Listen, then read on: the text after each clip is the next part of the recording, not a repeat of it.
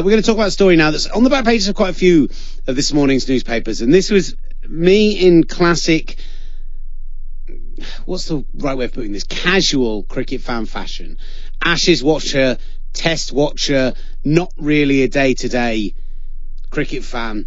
Back of the Mail, toss may be scrapped in 2019 Ashes. Back of the Times, plans to scrap test coin toss. This doesn't strike me as a true back page story, so I wanted to find out a bit more about it and maybe have it explained to me why it might be so important. So we're joined by the always brilliant Paul Dennett of cricket podcasting and broadcasting fame. Paul, how are you doing this morning? Great, Will. How are you going? Yeah, I'm good, pal. Thank you. I'm good. Look, can you explain to me as a bit of a layman why removing the toss from international cricket or test cricket is such a big deal?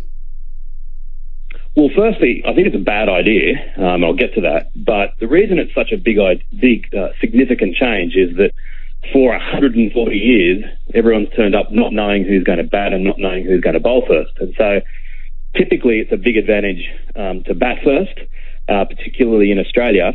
But you go to places like England where if the home side prepares a really green, juicy wicket, and they happen to win the toss and get to send the opposition in, as England did twice to Australia in 2015, then the game is as good as over.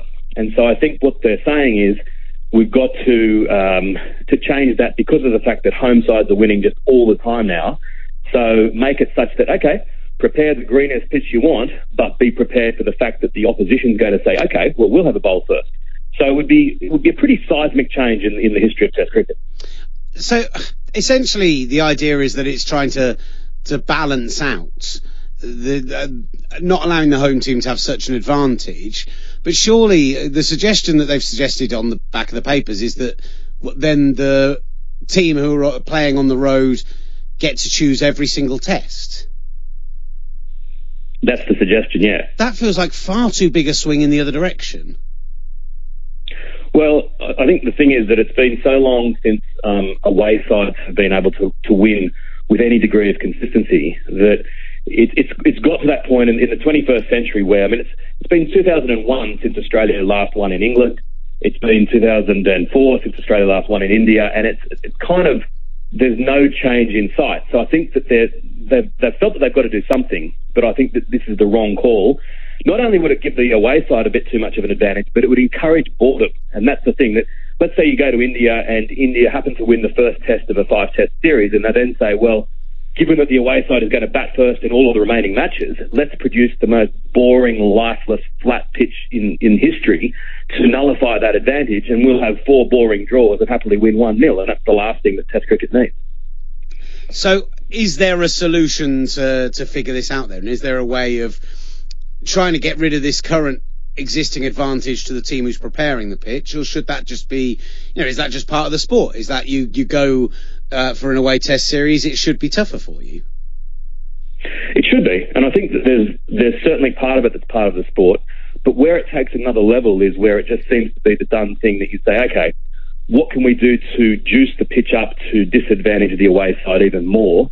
Whereas, and I think Australia's been in the bad books of late in cricket, but one of the things that we do well is that we tend to give our groundsmen a degree of independence and say, just prepare the best pitch for your local conditions.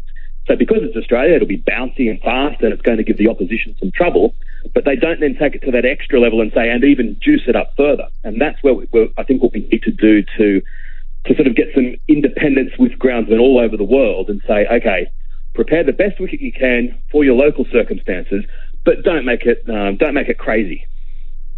So, I guess the question is, and this is kind of the overarching question, this is another example of trying to find a way to make, I mean, the way that they put it in the Times today, as I say, reinvigorate the longest form of the game. Is this a little bit of kind of,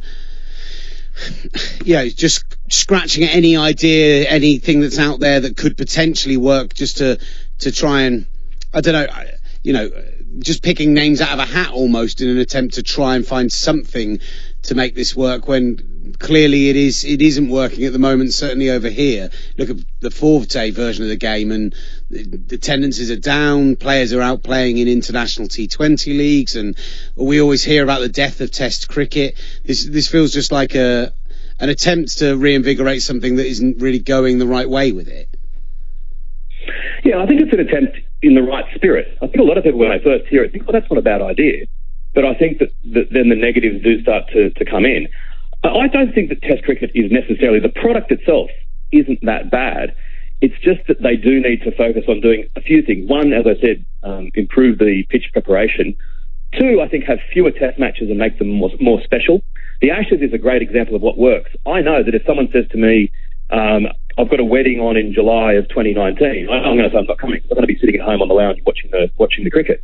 Whereas every other Test series seems to just sort of appear at the drop of a hat, and you don't know when it's going to be on. They're almost playing them as though they are a requirement rather than really playing fewer, really showing them the love and giving them a chance to thrive. And I think then the product itself is still pretty good. Brilliant stuff. Look, really appreciate your time, Paul Dennett, joining us to try and explain to me, a layman, exactly why the toss is so important.